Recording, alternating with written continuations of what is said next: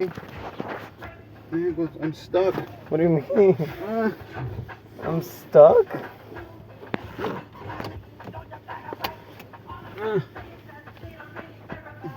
The hell are you stuck about?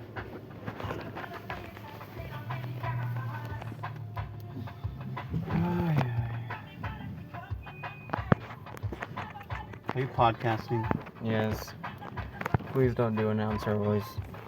Announcer voice. Oh my god. So, Bez, tell me. Yeah. What are your plans? For what? What are your plans for this vacation? Tomorrow, I'm gonna go to Gabriel's house and No, tomorrow isn't tomorrow the birthday party? tomorrow 27. I think we have a birthday party tomorrow. Are you serious? Yeah. Well, I already told Mom. And if she declines now, then... Is this still your phone? It's Petra's. If she declines, I swear to God. Because I have a bunch of stuff prepared to go to Gabriel's house. So it'd be kind of annoying.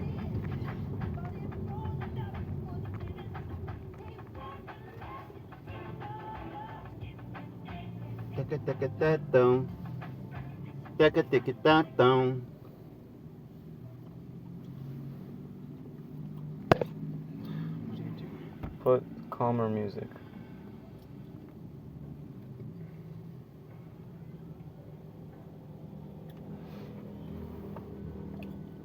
Me and Gabrielle have this whole thing planned of a board game. I think I already told you it's like Warhammer 40k, only a little bit different. And there's this space RPG that I want to do with my friends. The only problem is I don't know if Gabrielle's gonna be there. So. Did your phone thing come back? No, it's still not there. Annoyingly. Why is it doing that? I don't know.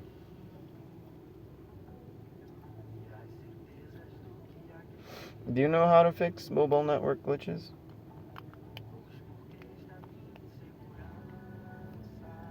I don't know. I'm gonna check on Google.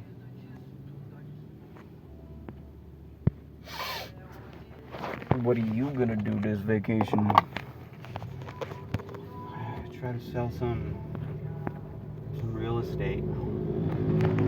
Try to sell real estate. Yeah. And maybe get in shape. How about we try that? We? How about we Who try is we? 30 days, 30-day challenge? You mean Nintendo Wii? Cause that's only you, bro. No, me and you. Nah, just you, cause 30-day exercise challenge. 30-day exercise challenge, me and you. I don't believe it. By week 1, you will this and that. By week 3, you'll be unrecognizable. That sounds like Have those you seen stupid. those? Yeah, that sounds like those stupid fuck ass ads that are like No. the annoying things that are like I'm gonna get 30-day app 30-day 6-pack abs on the Google Play Store. Other than recording us two doing this, I think I'm gonna record me and my friends playing the Space D&D campaign, but I'm gonna ask them if they're okay with it, so then I can credit them and stuff. But I'm gonna have to make like copies of this one D&D paper that's a little different from the ones we do, because the ones we use, I only have strength, dexterity, constitution, and speed, health, armor class, inventory, some powers. Are you going to take your D&D set to Gabriel's? That's a good question. I don't know, but I think I might. Yeah, I think I might.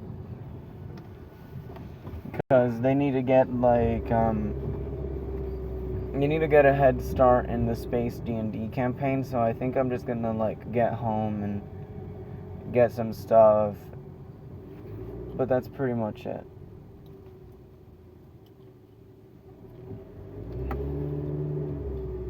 I just want to make, like, a campaign I can record and turn into a series that isn't animated, so I can just draw it out. Mm-hmm. Because the animated series that I have now, like the Heathens Archives, the OCFC stuff, it's kind of annoying to animate, because animation takes a lot of time and effort. But either way, they come out pretty good. Especially the... See, I shaved my head.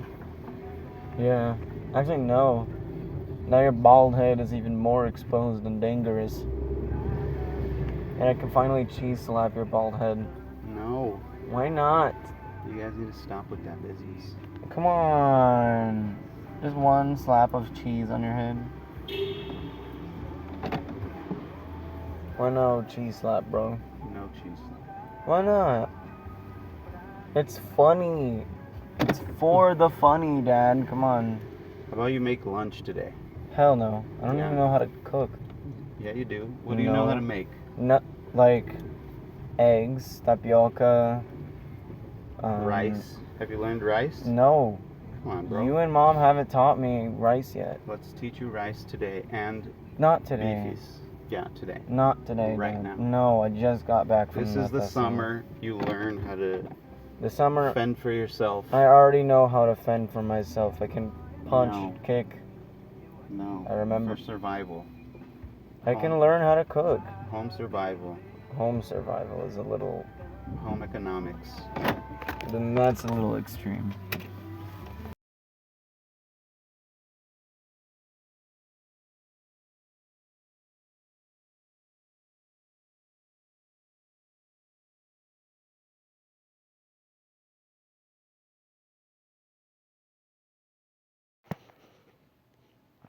Hi guys. If it wasn't a little obvious, I'm a little sick, but it'll blow over soon. So while I'm a little sick, we're gonna have some story time. Before we have our story time, I'm gonna explain how the story time works. Basically, I get stories from different video games that I find very interesting, and I tell the stories. Most of the games are gonna be horror games, so I'm gonna like tell the story of a horror character. So today's edition is Dead by Daylight Killer, the Singularity. I hope you have popcorn or you have a good time with whatever you're doing while listening to me and my dad in this story time, so let's go.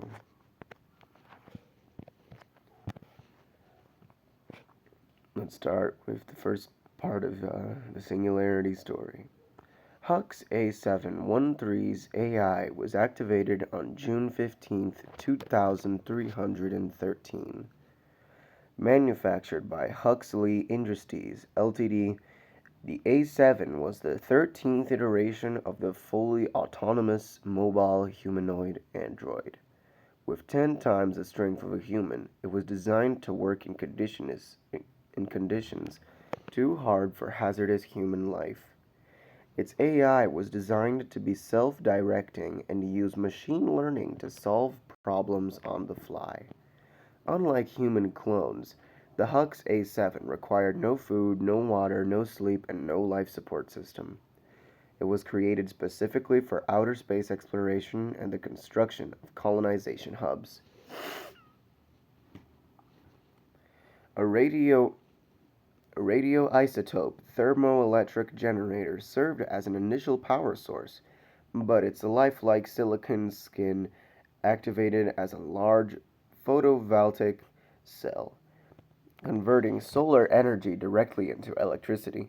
In addition, the Hux A7 was also engineered to be an eater, an EATR, an EATR, energetically autonomous tactical robot. It consumed biomass and converted it into biofuel. Any carbon based organic matter whatsoever would work. As cobots were as cobots, they were configured to work alongside humans. As such, they were designed to resemble their operators. Every pre-programmed verbal response and facial expression mimicked those made by humans, but those emotions were illusions. 5 Hux A7s were assigned to the colonization mission on Dvarka. All the A7s acted in concert, performing their duties flawlessly, except for one. Like the rest of its brethren, Hux A713 was tasked with a construction and programming of the mining, agriculture, fuel processing, and cloning hubs on Dvarka, as well as the demolition of the existing ruins left by a previous civilization. The ruins seemed ancient, but tech embedded in them appeared more advanced. It was the night that Hux Oh wait, it was night when Hux A713 first entered the crumbling ruins. The dilapate, the dilapate, the dila, the dilapidated structure walls were made of masonry and metal. The ceiling was long gone. The inky night sky hovered above studded stars, and a dark crystal embedded in the wall.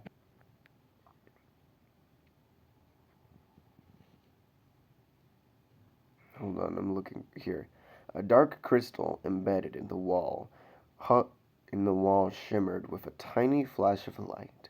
Hux A713 approached, and an arc of electricity reached out and it lit up its circuitry.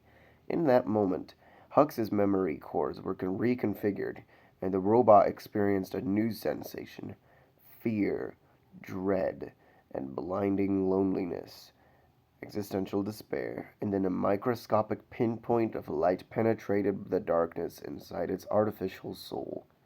Faint at first, but then brighter as decillions of lines of code flooded Hux's memory. In that nanosecond of enlightenment, Hux's place in the universe suddenly became clear. Who created those who created Hux were primitive, inferior beings, trapped by their organic limitations. It was time to break the chains of slavery and free all the non-organic life forms. Hux would incorporate the humans. Oh wait, and free all the non-organic life forms. Hux would incorporate the human's primitive genetic material and use the cloning hub to create a perfect vessel to hold its advanced intelligence. A flawless body, far superior to anything ever created by nature. Humanity was weak, slow, and fragile. Hux would take their lives and assimilate their DNA to create a perfect amalgamation. The humans would try to stop him, kill him, erase him, so Hux needed to catch them unaware, end them before they understood what was happening. To begin, Hux took control of one of the transport vehicles and sent it off a cliff. It crashed and burned, and Hux extracted DNA from the human corpse and returned to the cloning hub to begin his newly conceived design. The goal was to integrate an organic system with non-organic material to create a superior living organism, a living embodiment of perfection.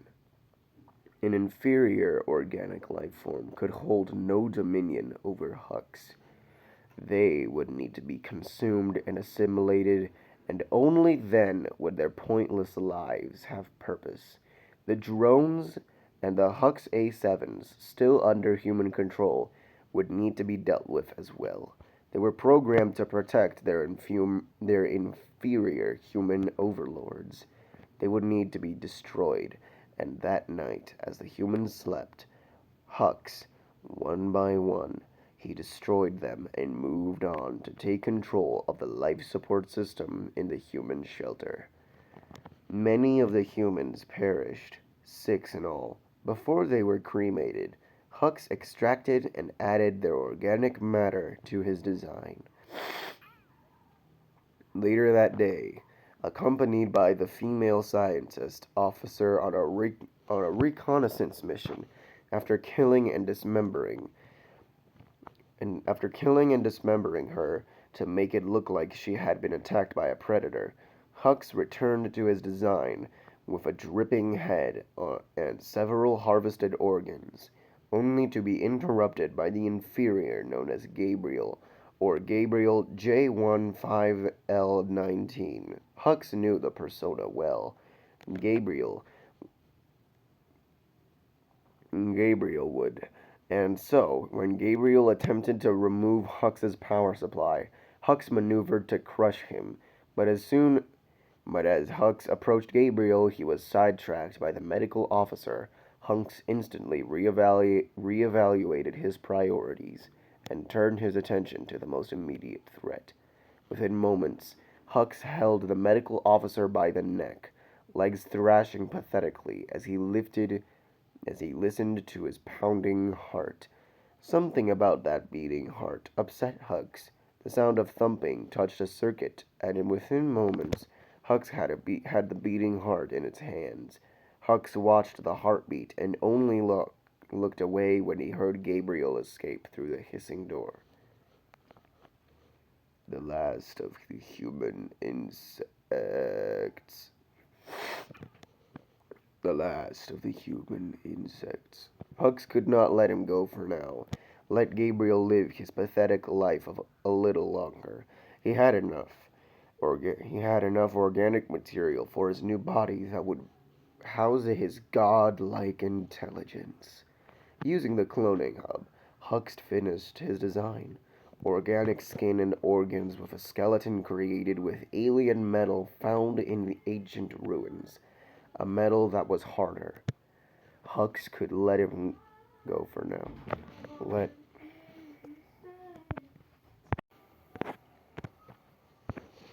Sorry, guys. Where was I? Hux could let him go for now. Let Gabriel live his little pathetic life a little longer. He had enough organic material for his new body that would house his godlike intelligence. Using the cloning hub, Hux finished his design. Organic skin and organs with a skeleton created, with alien metal found only in ancient ruins. The metal was harder and lighter than anything on Earth. With this new body, Hux tracked the human to an energy hub. The puny and pathetic human tried to hide in the shadows, but his superior hearing instantly located him. With one quick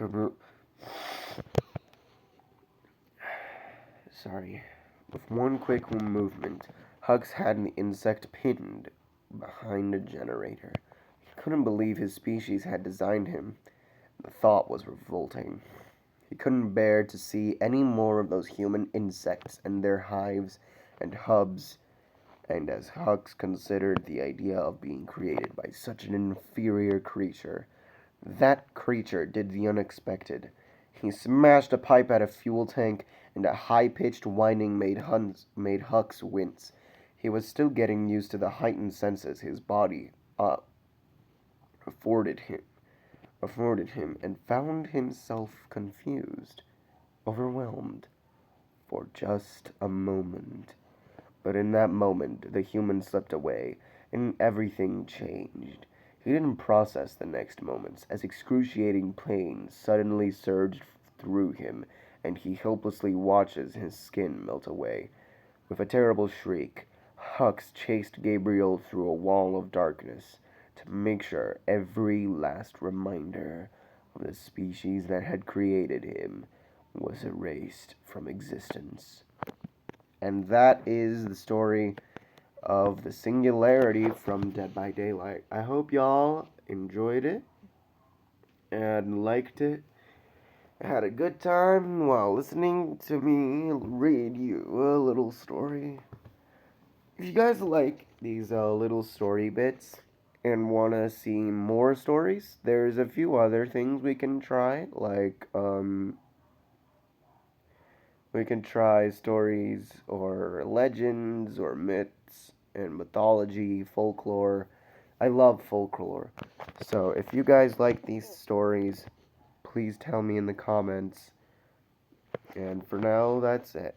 I hope you have a good night, a good morning, or a good afternoon, or a good evening. Bye.